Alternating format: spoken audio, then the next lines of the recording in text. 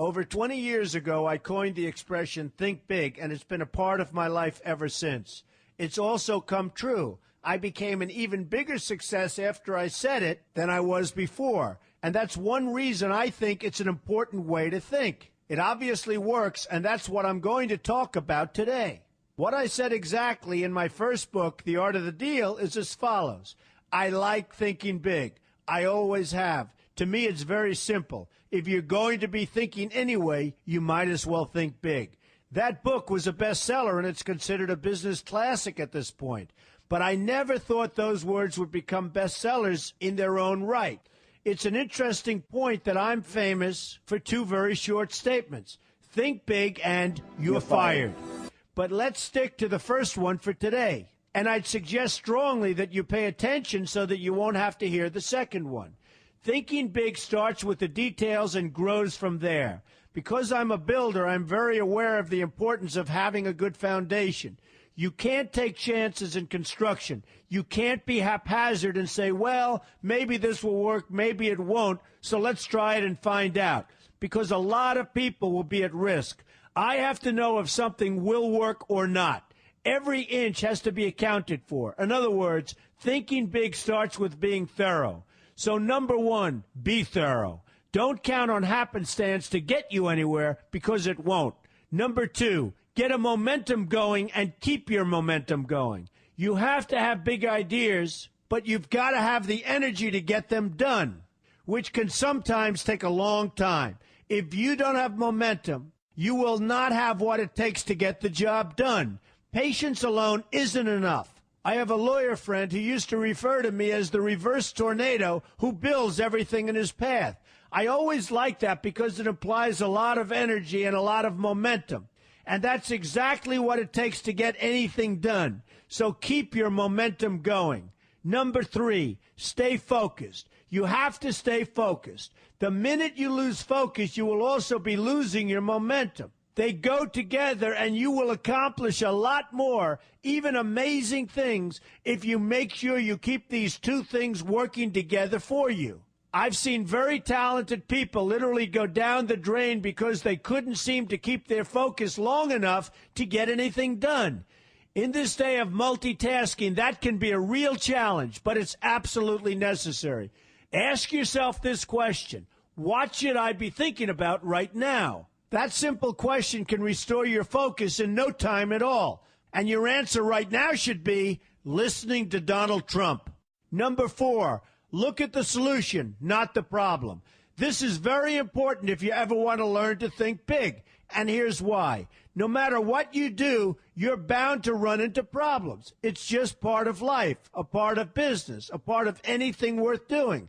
If you let the problems get in your way, they'll become bigger than your idea was to begin with, and you will be a wipeout. No matter how bad things look, keep your focus on the solution, and you will be surprised how things can work out, and work out properly. One way I do this is to ask myself when confronting a possible problem, is this a blip or is this a catastrophe? A catastrophe is something like an earthquake, a tsunami, a war, and so forth, and a blip is everything else. Right away, you'll have the right perspective, and your equilibrium will be restored. So keep your focus on the solution. Number five, see opportunity for what it is, an opportunity. For example, why are you listening to me today? Curiosity? You like me? You don't like me? You want to learn? You have nothing else to do? You want to hear me tell you you're fired? I hope not. But whatever your reasons might be, they've brought you to a good place to get involved and to learn.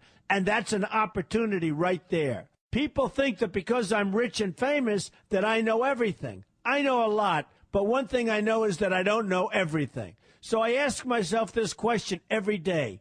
What can I learn today that I didn't know before? And you know what? I learn something new every single day. That's a big reason for my success, and the same thing can apply to you. Take the time to see today as an opportunity, and you'll be surprised by what can come your way. Be open to new ideas, and you will be creating your own opportunities before too long. Number six, know everything you can about what you're doing. That's a good way to cover your bases. Another good way is to read the book Robert Kiyosaki and I have written together, Why We Want You to Be Rich. It's about covering your bases and knowing what's going on.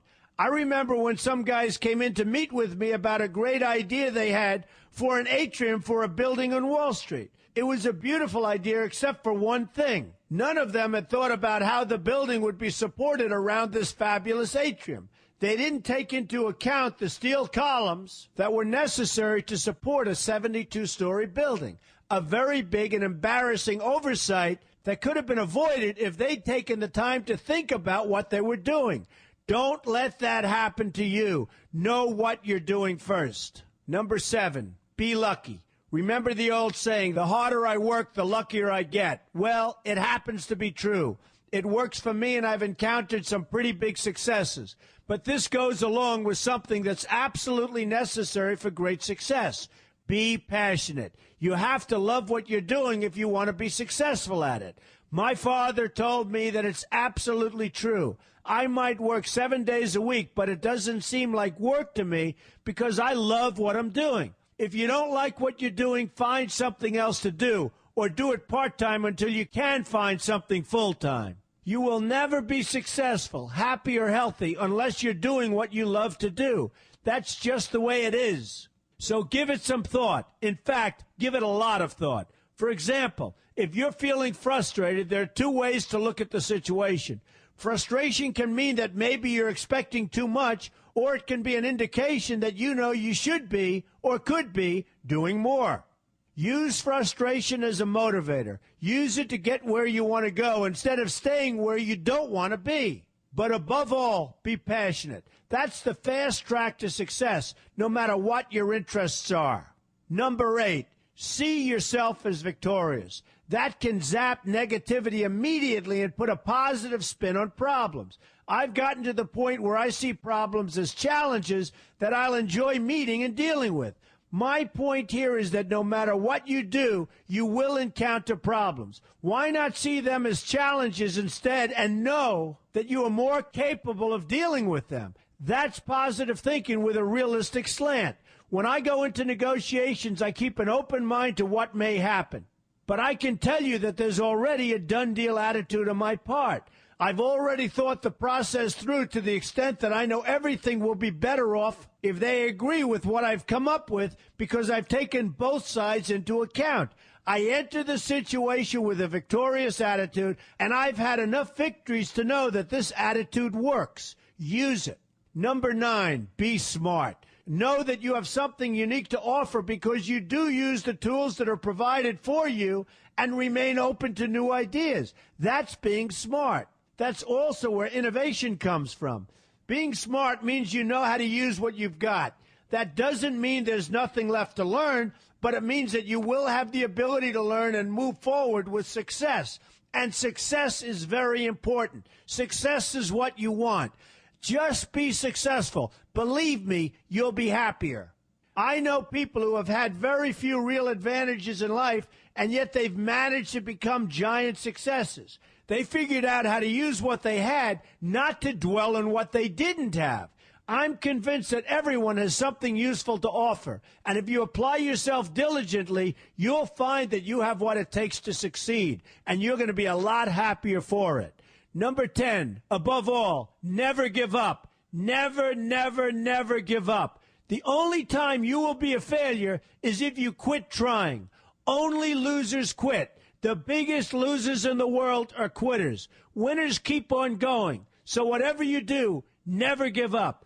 My father always used to harp, never give up, son, never give up. Don't ever quit. I never want to see you give up or quit. Well, my father was a smart guy, and I listened to him. And remember, think big. A good way to start is to read our new book, Why We Want You to Be Rich. 2 men, 1 message. There's a lot of great advice in there for you, and I expect you to pay attention. You're going to do fantastically well. You're going to be a winner, and I'm going to see you in the winner's circle.